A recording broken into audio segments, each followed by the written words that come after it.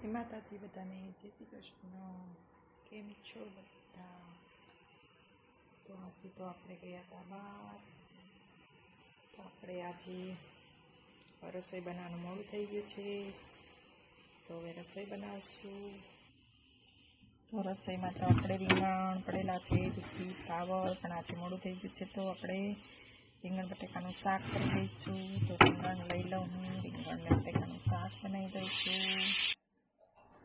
તો આપણે લઈ લીધા છે રીંગણ અને બટેકા. આપણે તો આજે 2 જણનું શાક બનાવવાનું છે, બધા બહાર ગયા છે.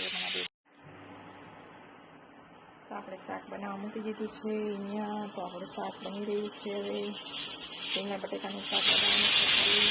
તો આપણે નાના કુકરમાં મૂકી દીધું છે, નહીં તો મોટા કુકરમાં રોજ શાક બનીએ, પણ આજે કોઈ ઘરે નથી એટલા માટે નાના કુકરમાં આપણે શાક બનાવી દીધું છે. હમણાં આપણે શાક બની જાય પછી આપણે જમવા બેસી જઈશું. રીંગણ બટેકાનું શાક. આપણે સવારના પરોઠું પણ વધેલું છે.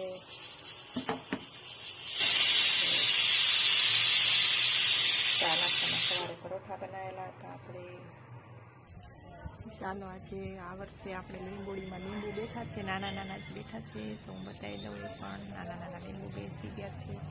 દર વર્ષે હું લીંબુ મોટા મોટા હોય છે એનો પણ વિડીયો આપણે બનાવીએ છીએ, પણ આ વખતે તો નાના નાના બેઠા છે. તો આટલા નાના છે, હું બધાને બતાવી દઉં છું કેટલા નાના નાના લીંબુ બેઠા છે. હવે થોડા ટાઈમમાં મોટા થઈ જશે. હજી તો બહુ નાની સાઈઝમાં છે, આટલા છે. તો હવે આપણે શાક જોઈ લઈએ છીએ, થઈ ગયું છે.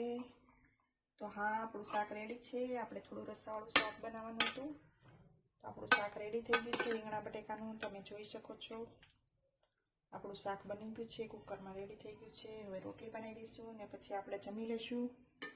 તો આપણું શાક છે રેડી. તો આપણે હવે રોટલી બનાવી પછી જમી લઈશું. તો આજનો આપણો નાનો એવો વ્લોગ બનાવ્યો છે. તો બધા વ્લોગ જોજો, ગમે તો લાઈક કરજો. તો બધાને જય માતાજી.